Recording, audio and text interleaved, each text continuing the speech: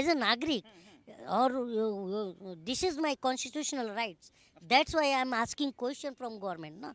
मोदी, हम तो लुट गए तेरे राज में, जाने तुझको शर्म कब होगी। पहले की जो सरकारें थी, I am not talking about Congress only, बहुत सारी जो सरकारें आई गई वो संवैधानिक प्रक्रिया पर थी।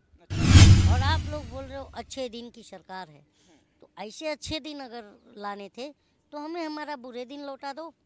क्यों हम, और ना 15 लाख आए, ना 2 करोड़ रोजगार आया, और ना ही बहुत हुआ नारी परवार। अब की बार मोदी सरकार न वो हुआ नारी परवार। कुलदीप सिंह सेंगर कर रहा था, चिन्मय आनंद मालिश करा रहा था।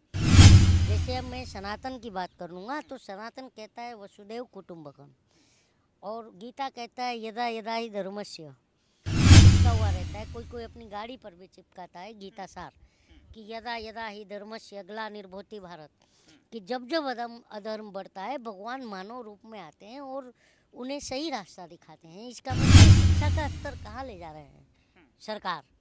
आज देखिए शिक्षा का स्तर आईसीयू में है, आखिरी सांस में। नमस्कार, मैं हूं आपके साथ गौरव राजेंद्र और आप देख रहे हैं संचार इंडिया। जिस तरीके से लगातार बीते दिन जंतर मंतर पर जिस तरीके से पहलवान साथी लोग यहाँ पर बैठे हैं, 18 दिन से भी ज़्यादा का वक्त यहाँ पर हो गया है। न्याय मांगने के लिए, गुहार लगाने के लिए यहाँ पर बैठे हैं। लेकिन इस बीच जो है जंतर मंतर से इन दिनों जो है चर्चा का विषय बने हुए हैं कलीम शेख। मुंबई से आए हुए हैं और कॉमेडियन के तौर पर जो है लोग इन्हें अपना प्यार और समर्थन दे रहे हैं, क्योंकि अंदाजे बयां जिस तरीके से करते हैं वो वाकई में काबिलियत है। क्या क्या तंज अपने कविताओं के माध्यम से किस तरीके से लिखते हैं, लिखने में भी रुचि है, और क्या व्यंग जो है इस पूरे प्रकरण पर करते हुए हैं, आज हम आपको अपने चैनल के माध्यम से बता रहे हैं। सारी डिटेल आपको बताएंगे कि कलीम शेख क्या करते हैं, आखिरकार यहाँ पर आने का क्या मतलब है। कलीम शेख जी, बहुत स्वागत है आपका। धन्यवाद आपका। सबसे पहले मैं जानना चाहता हूँ कि मुंबई से आप आए हैं, कैसी जर्नी रही। मुंबई से मेरा आना जो है सर, ये है कि जो गलत हो रहा है अब बर्दाश्त के बाहर है।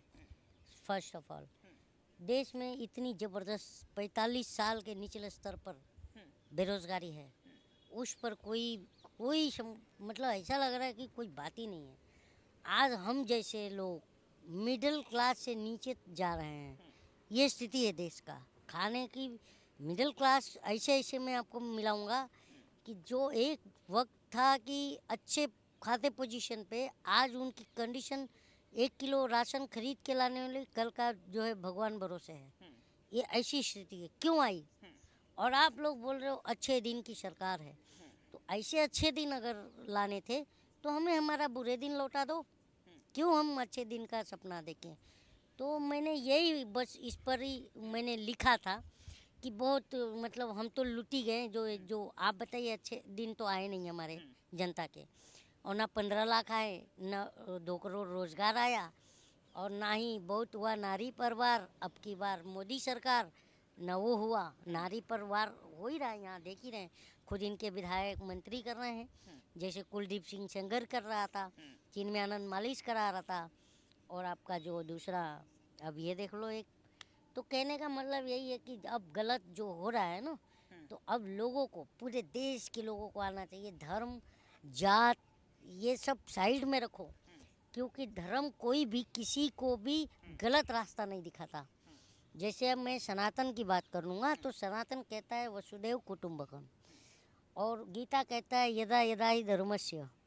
वसुदेव कुटुम्बकम का मतलब होता है कि जो इस देश, ये पूरी दुनिया जो है, एक धरती पृथ्वी, ये घर है, और इस पे रहने वाले जितने भी प्राणी हैं वो हमारे भाई बंधु हैं। दैट इज़ कॉल्ड वसुधैव कुटुम्बकम।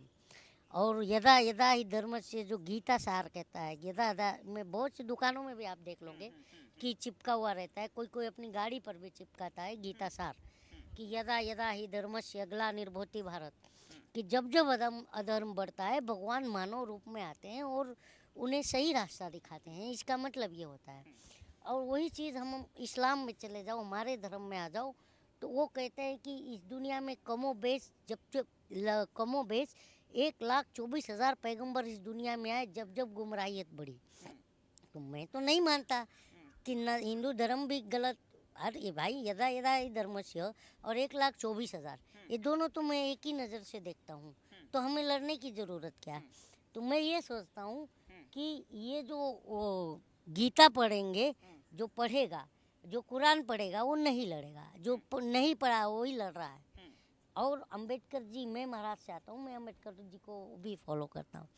तो अंबेडकर जी कहते थे कि शिक्षित हुआ, मराठी में बोलते थे कि शिक्षित हुआ, संगठित हुआ, मग संघर्ष करा। तो उनका कहना था कि पहले शिक्षित हो, शिक्षा लो, और फिर संगठन बनाओ, फिर संघर्ष करो। और वो ये भी कहते थे कि शिक्षा एक जो है शेरनी के दूध के समान है, जो पीता है वो दहाड़ता है, ये कहते थे। तो आज ये शिक्षा का स्तर कहाँ ले जा रहे हैं सरकार? आज देखिए शिक्षा का स्तर आईसीयू में है, आखिरी सांस ले रहा है। अच्छा। हाँ, और देखिए जो है डॉलर, पेट्रोल, डीजल, गैस और सब चीज़ का भाव ऊपर है, कोई इस पर बात नहीं कर रहा है, समझे नहीं। और मीडिया को जो प्रश्न पूछना चाहिए जनता से, मीडिया जनता में नहीं आकर के स्टोरी बना रही है स्टूडियो में बैठ के। तो ये हम मतलब, और यही मीडिया 2014 के पहले यही जंतर मंतर पर अन्ना हज़ारे में 24-24 घंटा लगी रहती थी। मैं तो खुद टेंशन में हूँ कि अन्ना हज़ारे की कितना बड़ा और दूरदर्शी महापुरुष निकला कि जो 2013 से अब तक क्वारंटाइन है, उसे कैसे पता चल गया इतना बड़ा कोरोना। अब कोरोना गया कोई, मैं तो बोलता अन्ना हज़ारे जी को कि कोई जाके जगाए कि उठो, अब देश बहुत बुरे दौर में आ गया है। अन्ना हजारे को बैठाने की सलाह दे रहे हैं आप दोबारा से? हाँ, मैं ये इसी बार लिए तो कह रहा हूँ। और अगर अन्ना इस पर नहीं बोलते हैं तो मैं तो कह रहा हूँ ठीक है, मत बोलिए।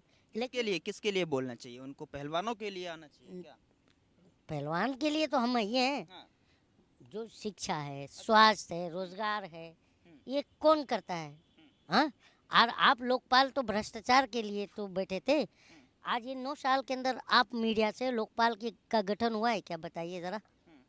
सरकार ने किया है कि लोकपाल तो पारित करके गई पिछली सरकार, उसका लोकपाल की नियुक्ति हुई क्या? आप बताइए, आप मीडिया से हो। तो मेरा तो यही है कि अन्ना हज़ारे कहाँ है? आपके कांग्रेस के सरकार पर ही टिप्पणी करनी थी क्या? अब ये बीजेपी की 9 सालों की सरकार पर कभी बीजेपी की गलत नीतियों पर वो सवाल करे हैं क्या? आप मीडिया से बताइए। आप तो महाराष्ट्र में बैठे, आप तो रहते हैं और महाराष्ट्र को तो आपका ज़्यादा पता होगा, जब चूंकि एक बार पहले बीच में उठने की कोशिश की थी अन्ना हजारे ने, फिर उनको समझा बुझा कर बैठा दिया। उनको पता चल गया है कि ये सरकार जो है, मैं कांग्रेस का सपोर्टर नहीं हूँ, पर जब कांग्रेस की सरकार लेकिन थी, आपके तो कांग्रेस की जब सरकार थी तो पहले धरने होते थे, तो कांग्रेस उसे लोकतांत्रिक प्रक्रिया के तहत देखती थी और खुद उसके लोग भेजती थी, जाते थे, जो आश्वासन दे के, मैं ऐसे बहुत सारे एग्जाम्पल मिल जाएंगे। और खुद अन्ना एग्जाम्पल है कि जूस पिलाते थे, आंदोलन तोड़ते थे। लेकिन आज उसका ठीक विपरीत हो रहा है। जो आंदोलन कर रहे हैं वो आंदोलन जीवी है, मारो दौड़ाओ उनको, अभी यहीं पर हो जाए। तो ये तो तानाशाही हो गया ना। तो ये अन्ना को दिख रहा नहीं है क्या? अन्ना तो आंदोलन से निकला हुआ व्यक्ति है और बहुत महान माना जाता था कि, और नारा एक लगता था कि अन्ना नहीं ये आंधी है, देश का दूसरा गांधी है। तो एक अन्ना हजारे में से निकला, हाँ, एक निकला तो आंदोलन से कौन?